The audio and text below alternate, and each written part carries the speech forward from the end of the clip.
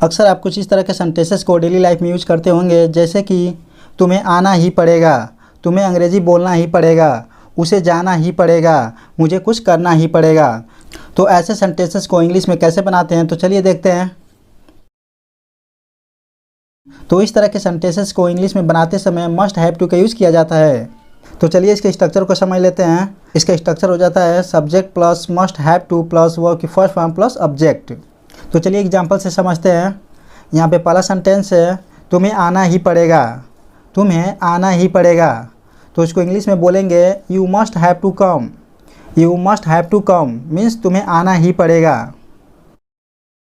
अगला सेंटेंस है तुम्हें जाना ही पड़ेगा, तो इसका इंग्लिश हो जाता है you must have to go, you must have to go means तुम्हें जाना ही पड़ेगा। यानी कुछ भी हो जाए तुम्हें जाना ही पड़ेगा, यानी तुम्हारा जाना निश्चित है।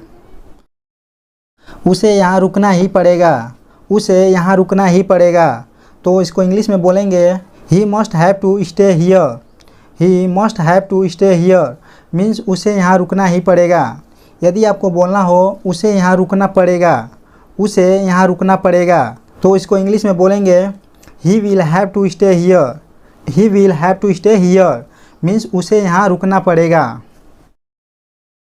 मुझे पढ़ना ही पड़ेगा, तो इसको इंग्लिश में बोलेंगे I must have to study, I must have to study means मुझे पढ़ना ही पड़ेगा।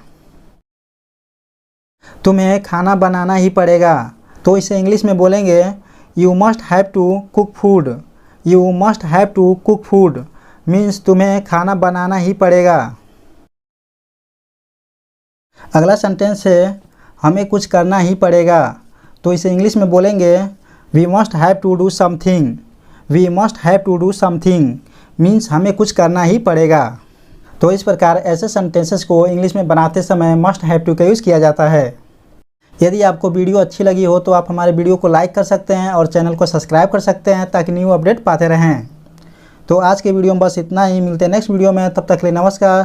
Thanks for watching this video.